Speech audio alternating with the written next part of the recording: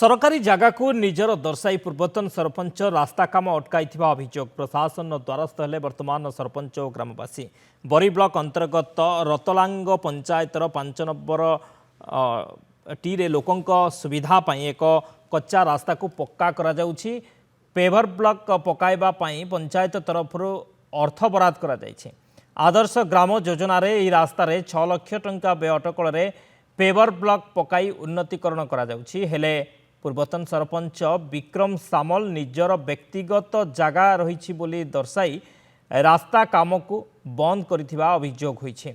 रास्ता निर्माण हेउथिबा जगह को सरकारी संपत्ति दर्शाई लैंड शेड्यूल दैछंती आरआई हेले एबे एभली बेआईन भावे रास्ता काम को अटकाइबा अभियोग आनी प्रशासन द्वारस्थ होइछंती वर्तमान सरपंच और ग्रामवासी।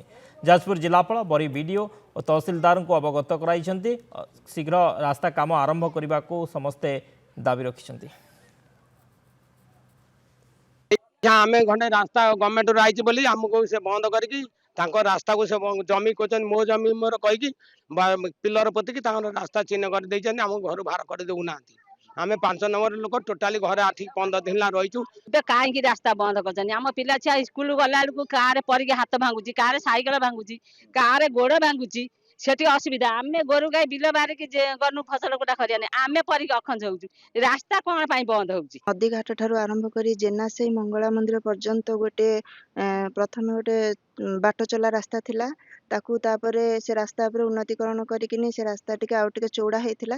एबे हमर गोटे पीएमजीआई रो 6 लाख टंकार अनुमोदन राशि आसीची से रास्तार उन्नतीकरण करबा पई किंतु एबे किछि लोक सेठी रास्ता करै दउनांती रास्ता पर पत्थर खुंट पोती देइछंती।